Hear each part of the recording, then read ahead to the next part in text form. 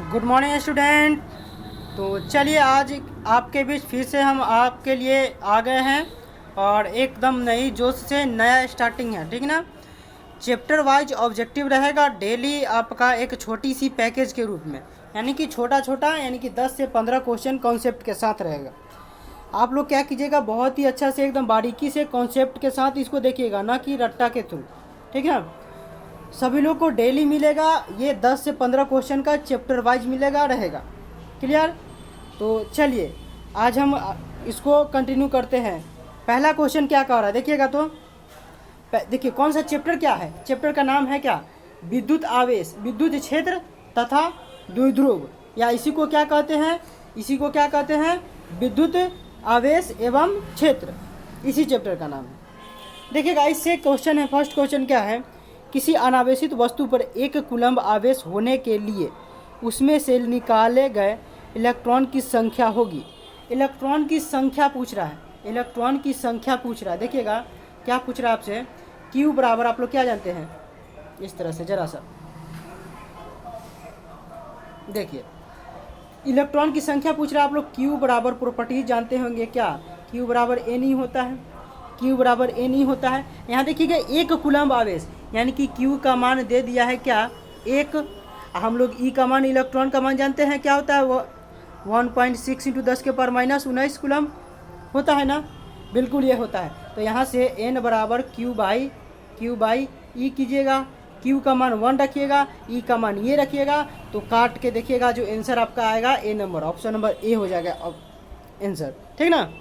रखिएगा, मान रखिएगा क्यू का ऊपर और इलेक्ट्रॉन का ई का मान नीचे रखिएगा, आंसर आ जाएगा क्या 6.25 × 10⁻18। क्लियर, 10⁻18। चलिए अगला क्वेश्चन को लेके बढ़ते हैं बहुत ही सुंदर तरीका से।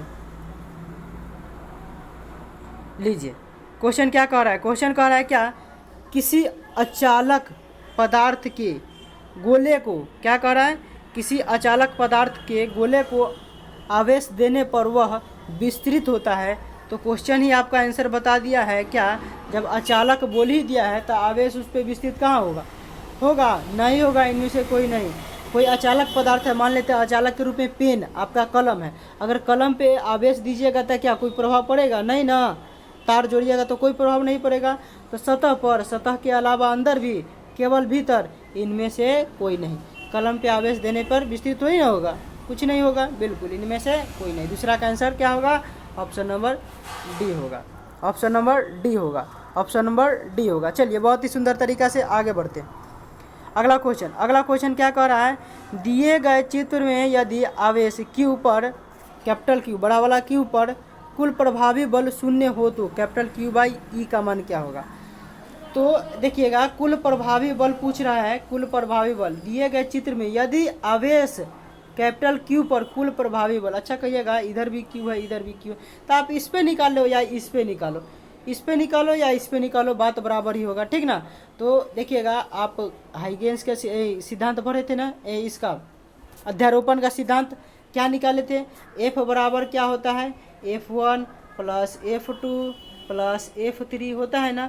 जितना बल लग रहा है सबको क्या कर देते हैं, योग के रूप में लेते हैं, जोड़ के रूप में। तो यहाँ पर देखिएगा, यहाँ पर क्या हो रहा है, जरा सा क्वेश्चन को ऊपर कर लेते हैं। यहाँ पर देखिए ऑप्शन ए से चलते हैं। यहाँ पर इस पे हम अगर निकालेंगे, इस पे निकालेंगे या इस पे निकाले, बात बराबर होगा, दोनों पर निकालिए। देखिएगा ये क्यू है, ये क्यू है, छोटा वाला क्यू बड़ा वाला क्यू, तो यहाँ पर बल निकालना होगा, एफ निकालना होगा, तो क्या आएगा, के छोटा वाला क्यू बड़ा वाला क्यू बाई r²। सेम इसके कारण भी निकालिएगा, अब इसके कारण निकालिएगा, F1 हो गया ऊपर वाला के कारण, और नीचे वाला के कारण F2 निकालिएगा, तो F2 निकलेगा, सेम निकलेगा, ठीक, सेम निकल जाएगा। अब इसके कारण निकालेंगे, तो ये सब करते हुए भी आपका आंसर क्या आ जाएगा, ऑप्शन नंबर बी आएगा, option number B, option number B आ जाएगा आंसर इसका। क्या इसका कैलकुलेशन करने से आपका क्या होगा, ऑप्शन नंबर बी आंसर आ जाएगा। चलिए आगे के आंसर, आगे की ओर बढ़ते, चूँकि ऑब्जेक्टिव है इसलिए ऑब्जेक्टिव की तरह बताते हैं, ठीक। चलिए देखिएगा अगला क्वेश्चन कह रहा है क्या, ये पूछा हुआ है 2018 में भी पूछ लिया है, ठीक ना। चलिए कह रहा है, जब किसी वस्तु को अनावेशित किया जाता है तो उसका द्रव्यमान, अच्छा, जब वस्तु को अनावेशित कीजिएगा, अनावेशित करने के लिए क्या होगा, इलेक्ट्रॉन को कम कीजिएगा। इलेक्ट्रॉन को कम किया जाता है तब उसका द्रव्यमान क्या होगा, द्रव्यमान बढ़ भी सकता है या घट भी सकता है। जब किसी वस्तु को अनावेशित किया जाता है तो उसका द्रव्यमान क्या होता है, बढ़ भी सकता है और घट भी सकता है। कैसे, अच्छा, अनावेशित करने के दौरान आपको इलेक्ट्रॉन कम करिएगा, तो इलेक्ट्रॉन कम कीजिएगा तो कहीं ना कहीं प्रोटॉन तो बढ़ेगा ना, प्रोटॉन बढ़ेगा ना। अब प्रोटॉन का द्रव्यमान क्या होता है, देखिए प्रोटॉन का द्रव्यमान क्या होता है, इलेक्ट्रॉन से भी अधिक होता है। तो क्या हो सकता है इस केस में, कहिएगा तो द्रव्यमान बढ़ भी सकता है या फिर घट भी सकता है अनावेशित करने के दौरान। ठीक, बढ़ भी सकता है या घट भी सकता है। ऑप्शन नंबर क्या होगा, ऑप्शन नंबर डी आंसर होगा, ऑप्शन नंबर डी। या तो धनावेशित रहे या तो वस्तु ऋणावेशित रहे, दोनों कंडीशन में बढ़ सकता है या घट सकता है। Option number D is the correct answer. आगे की ओर बढ़ते हैं अगला क्वेश्चन को लेके। देखिए 5वां नंबर का रहा है, किसी आवेश से अनंत दूरी पर उस आवेश के कारण विद्युत क्षेत्र की तीव्रता होती है। विद्युत क्षेत्र की तीव्रता होती है, तो विद्युत क्षेत्र की तीव्रता अनंत पर, याद रखिएगा कितना होता है, अनंत पर। तो बताइएगा जरा, अनंत पर जो कांस्टेंट का मान होता है उसी के बराबर हो जाता है, यानी कि 9 × 10 के पावर 9 कांस्टेंट होता है ना। कांस्टेंट के का मान अनंत पर के का मान के बराबर होता है, 10 के पावर 9 के बराबर होता है।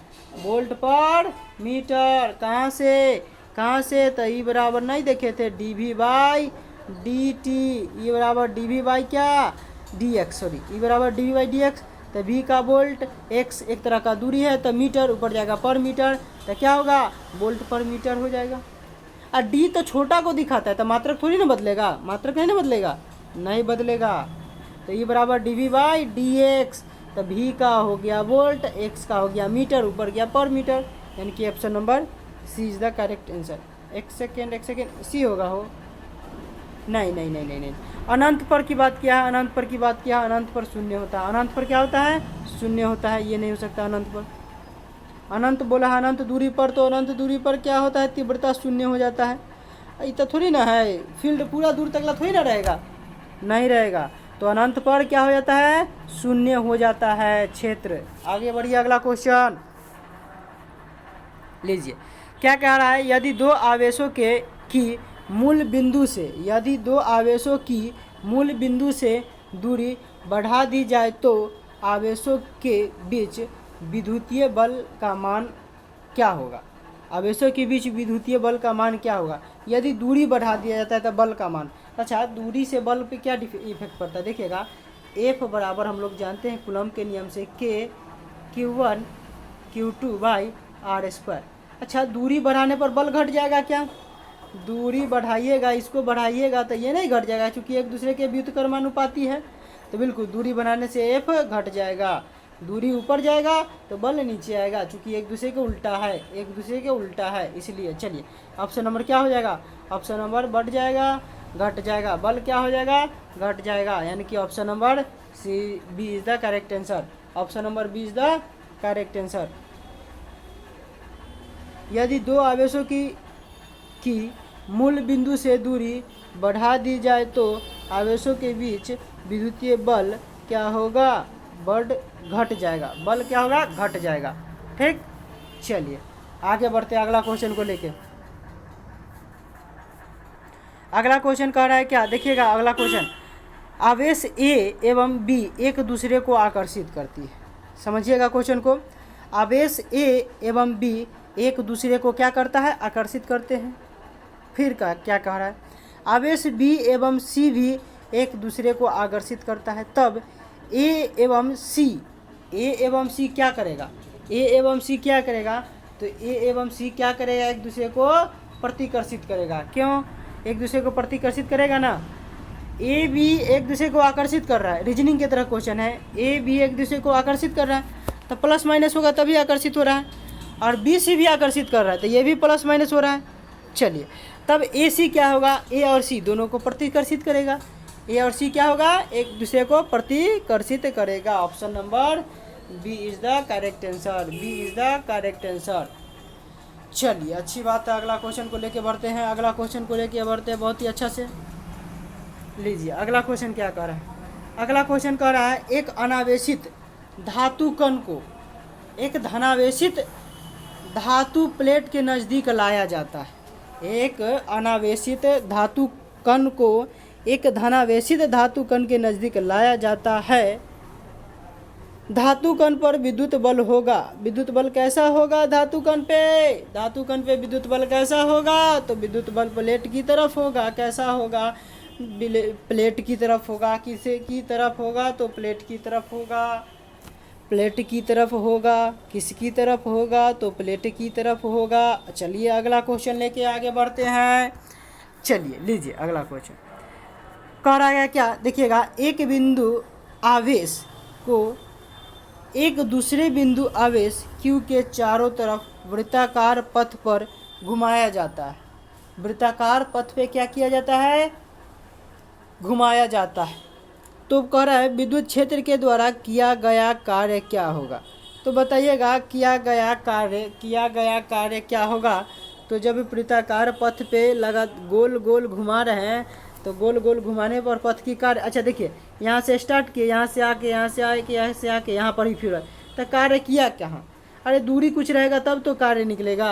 यानी कि हम लोग W बराबर क्या जानते हैं, W बराबर एफ एस।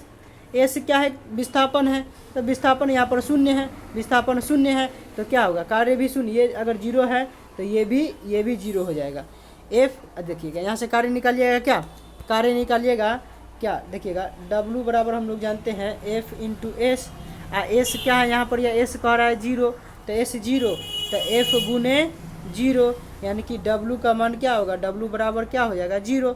यानी कि option number A is the correct answer, option number A is the correct answer. Clear हुआ, बात क्लियर है ना सभी लोग को। चलिए बहुत ही सुंदर, चलिए अच्छा तरह से आ रहा है ना। हाँ चलिए अगला क्वेश्चन, और आज के लास्ट क्वेश्चन हम 10 से 15 क्वेश्चन का क्या देंगे, डेली के रूप में आपको 10 से 15 मिनट आपका समय लगेगा, और 10 से 15 क्वेश्चन डेली कॉन्सेप्ट क्लियरिटी के लिए देते हैं, ठीक ना।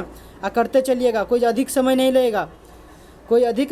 लगेगा, आप इतना करते चलिएगा डेली। चलिए देखिए अगला क्वेश्चन, आवेश का सही मात्रक सब लोग जानते हैं, आवेश का सही मात्रक सब लोग जानते हैं, आवेश का सही मात्रक सब लोग जानते हैं, जो होता है क्या, कूलम्ब होता है। आवेश का सही मात्रक क्या होता है, तो कूलम्ब होता है। चलिए आज के लिए इतना ही रहेगा, चलिए आज के लिए इतना ही रहेगा। थैंक यू सो मच आज के लिए।